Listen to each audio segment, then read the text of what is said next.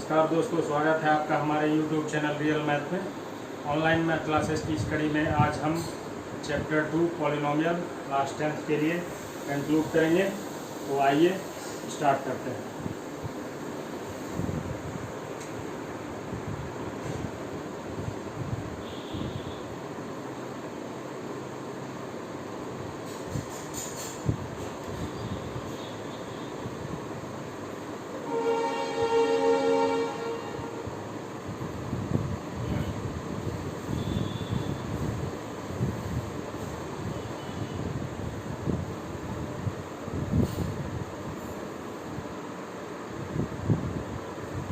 तो आइए स्टार्ट करते हैं। यहाँ पर आज हम पढ़ेंगे डिवीजन एल्गोरिथम फॉर पॉलिनोमियल और हम देखेंगे कि यूक्लिड डिवीजन एल्गोरिथम और पॉलिनोमियल के लिए डिवीजन एल्गोरिथम के बीच क्या सिमिलरिटी है, और पैरेलल स्टडी हम करेंगे यूक्लिड डिवीजन के parallel division algorithm for polynomial का।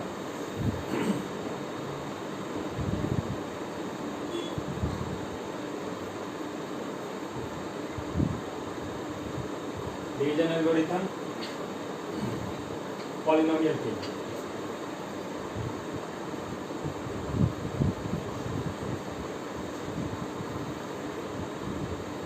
आपने यूक्लिड डिवीजन एल्गोरिथम पढ़ा है।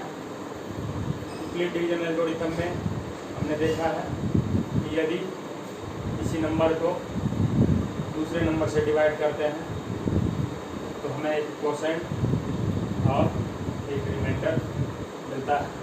उसी प्रकार से सिमिलरली यहाँ पर पॉलिनोमियल के केस में एक पॉलिनोमियल जो कि एस में एक्सप्रेशन होता है, तो यदि हम दूसरे पॉलिनोमियल से डिवाइड करते हैं,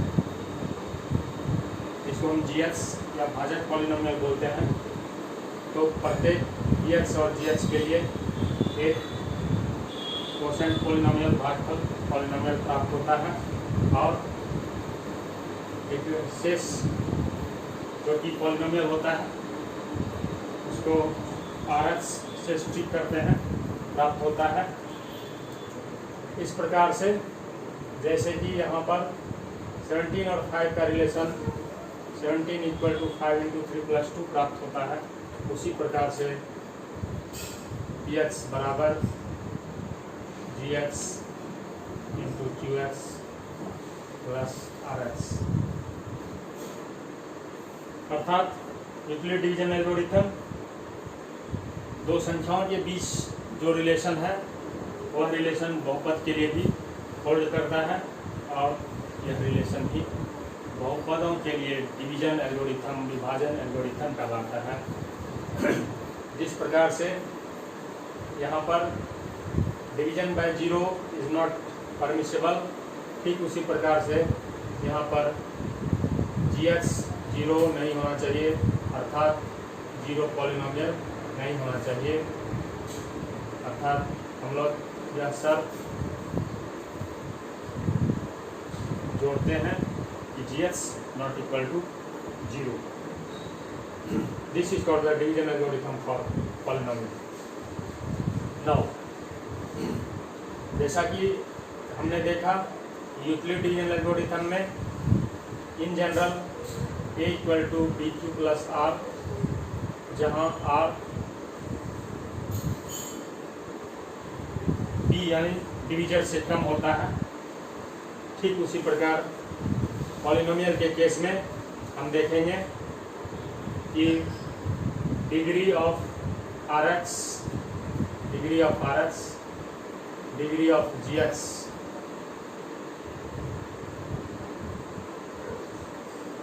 यानी शेष बहुपद का घात भाजक बहुपद के घात से हमेशा कम होगा, या rx बराबर जीरो भी हो सकता है।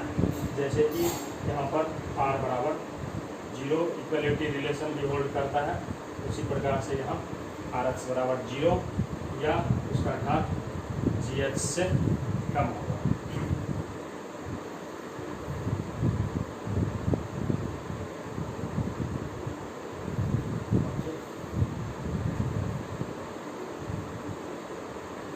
Another point is, if we divide 15 by 5, we get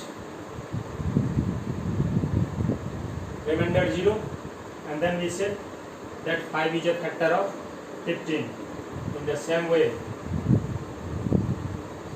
यह सिद्ध करने के लिए कि GH बहुपद GH इस बहुपद का गुणनखंड है, हमें यह सिद्ध करना होगा कि यदि हम GH को PH से डिवाइड करते हैं तो QH मिलता है, लेकिन शेष बहुपद RH बराबर 0। तो इस प्रकार से गुणनखंड के लिए यह सब। दूसरी तरफ इस प्रकार से हमने देखा कि दो संख्याओं के डिवीजन में, फॉर एग्जाम्पल 2, 4, 6, दो संख्या के डिवीजन जब हम डिवाइड करते हैं दो संख्या को, तो वह डिवीजन हम लेफ्ट साइड से स्टार्ट करते हैं, यानी यहाँ per unit, tens place and 100 place.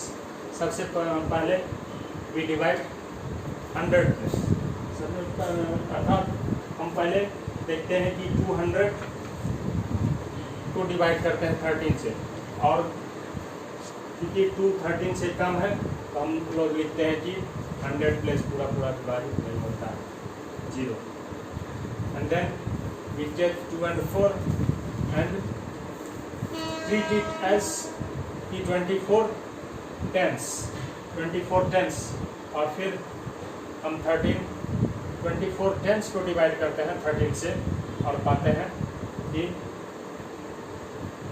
Completely 1 times जो है ये डिवाइड होता है। तो उसी प्रकार से यहाँ पर बहुपद के केस में, पॉलिनोमियल के केस में, हम PH को घटते हुए घात के क्रम में लिखेंगे, अर्थात यदि PH x4 minus 3x² plus 4x plus 5 है,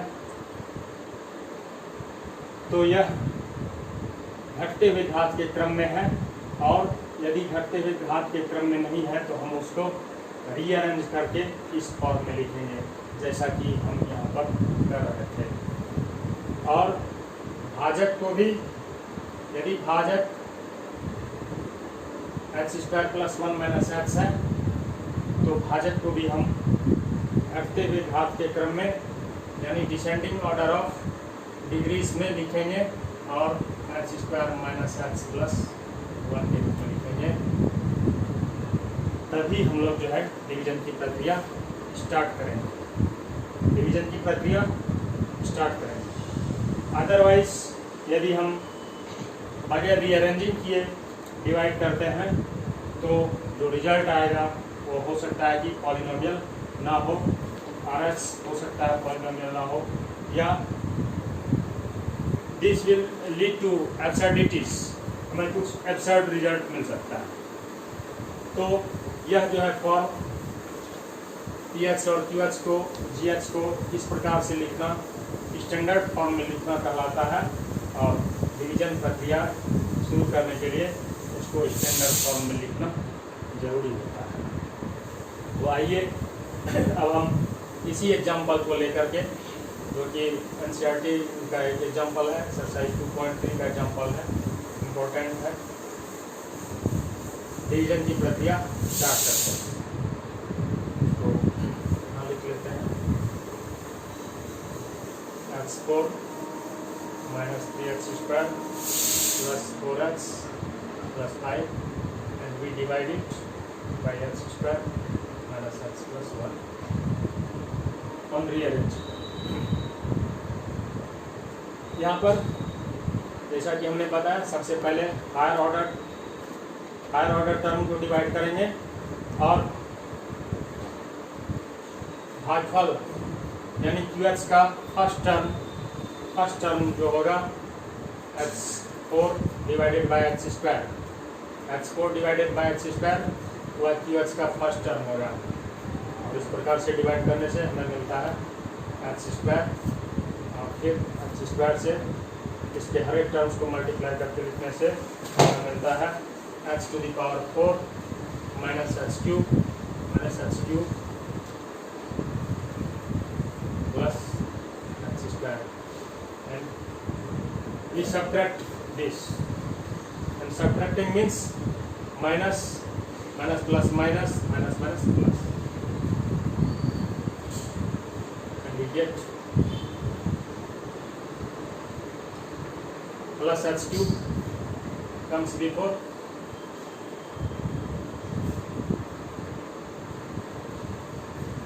now the second term of qx is x cube at x square plus x cube minus x square plus x. Again we divide, it's minus plus we get minus 3x square plus 3x plus 5. Now third term is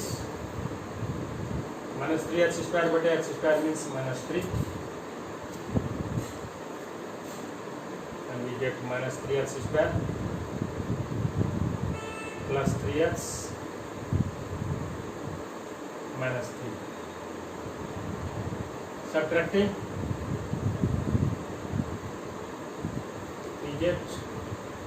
we get 8. Now this is a polynomial of 0 degree. Degree of this polynomial is less than this. So we get qx as this and rx as this. Rx is equal to 8. Now to verify the division process is correct, again we use the same result parallel to Euclid division algorithm. भाज्य बराबर भाज्य गुना भाजफल जोड़ शेष, means here if we want to check the result, we shall see that x4 minus 3x square plus 4x plus 5 is equal to x square minus x plus 1 into x square plus x minus 3 plus 8. We can verify it. This is the same. So आपने देखा कि बहुपदों के लिए विभाजन जो है हम लोग स्टैंडर्ड फॉर्म में रख करके ही करते हैं, और स्टैंडर्ड फॉर्म में रख करके यदि जो है हमें qx और rx मिलता है तो rx का डिग्री gx से कम होता है, और वेरीफाई करने के लिए हम px बराबर gx into qx plus rx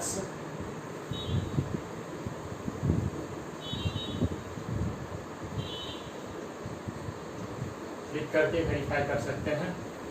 यदि दोनों रिजल्ट सेम है तो इसका मतलब डिवीजन प्रोसेस सही है। आइए अब हम सेकेंड क्वेश्चन लेते हैं। एक्सरसाइज 2.3 का इम्पोर्टेंट क्वेश्चन है और एग्जाम में भी पूछा जाता है, जिसमें कि एक बहुपद दिया हुआ है और उसके कुछ शून्य दिए हुए हैं, 1 या 2 शून्य दिए हुए हैं, और हम जानते हैं कि n घात के बहुपद के n शून्य होते हैं अधिकतर। तो यदि कोई 4 घात का 4 घात का बहुपद दिया हुआ है तो उसके 4 शून्य होंगे, और मान लीजिए उसमें से 2 शून्य दिए हुए हैं, तो बाकी 2 शून्य निकालने के लिए हम लोग डिवीजन एल्गोरिथम का प्रयोग करके बाकी के 2 शून्य निकालेंगे। इसको देखते हैं एक एग्जाम्पल लेकर। सपोज ये हमें दिया हुआ है, ये एक पॉलिनोमियल एक्सरसाइज 2.3 का क्वेश्चन है, थर्ड इम्पोर्टेंट है। एक पॉलिनोमियल दिया हुआ है 3x4 plus 6x3 minus 2x square minus 10x minus 5, और जीरोज ऑफ ए पॉलिनोमियल दिया हुआ है √5/3 ओवर द रूट टोटल का है √5/3 एंड माइनस रूट 5।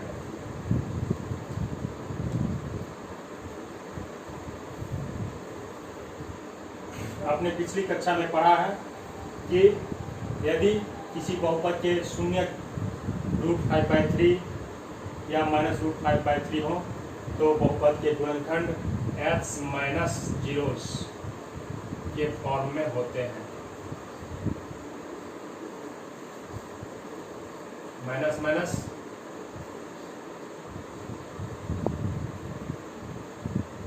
अर्थात बहुपद के गुणनखंड x माइनस √5/3 x प्लस √5/3 होंगे। यदि ये शून्यक हैं तो बहुपद के गुणनखंड, ये बहुपद के गुणनखंड होंगे।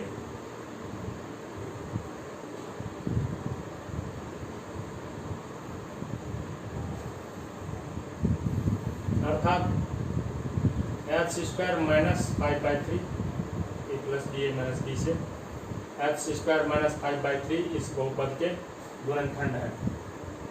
क्योंकि यह बहुपद 4 घात का है और हमें एक 2 घात का बहुपद मिला है, तो एक 2 घात का बहुपद और मिलना बाकी है। हमें यहाँ पर x² हो सकता है कि यहाँ पर कोई कांस्टेंट हो, इस टाइप का एक बहुपद और मिलेगा। और यदि यह बहुपद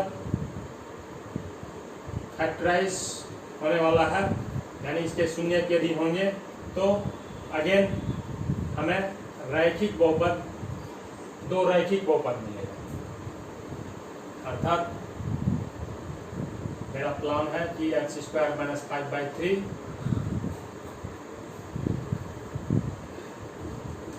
into x minus something into x minus something, यह हमको निकालना है यहाँ पर क्या होता है।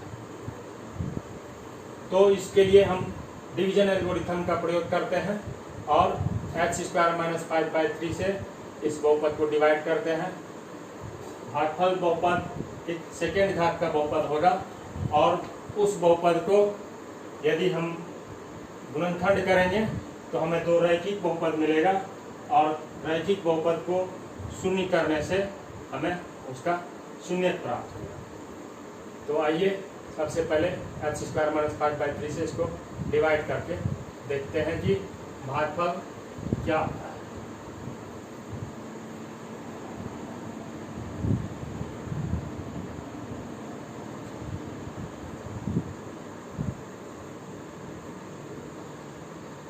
x² माइनस 5/3 से डिवाइड करने से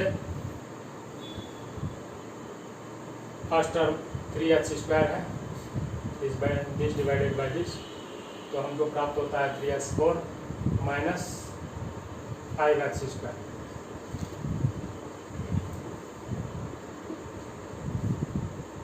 six x³ plus 3x²। Now the second term is dividing this by this, we get 6x³ minus 10x।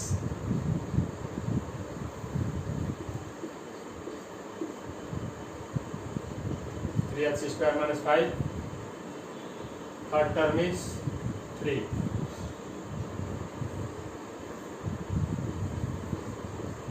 Here remainder is 0, and when remainder is 0 means this is the factor, this is also the factor, means this can be factorized this into this, so this can be written as, so Rx बराबर 0 here, therefore we can write 3x to the power 4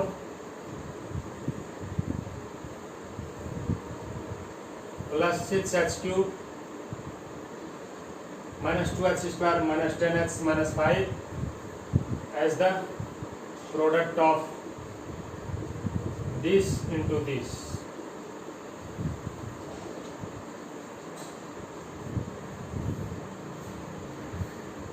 From this we have 2 zeros, √5/3 and minus √5/3.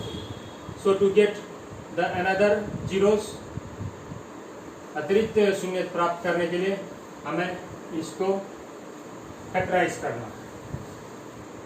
तो इसको factorise करने के लिए हम इसका गुणनखंड 3x² + 6x + 3 को 3 common लेकर के लिखते हैं x² + 2x + 1 and which is equal to 3x + 1 whole square. This can again be written as 3x + 1 into x + 1. Now since this is the factor, so शून्यक निकालने के लिए हमें यह x + 1 बराबर 0 और यहाँ पर फिर x + 1 बराबर 0 रखने से शून्यक प्राप्त होगा। x + 1 बराबर 0 रखने से हमें 2 शून्यक प्राप्त होता है, -1 -1। तो इस प्रकार से हमने देखा कि डिवीजन एल्गोरिथम का प्रयोग करके हमने 2 शून्यक दिए रहने के बाद बाकी के 2 शून्यक किस प्रकार से निकाला जाता है।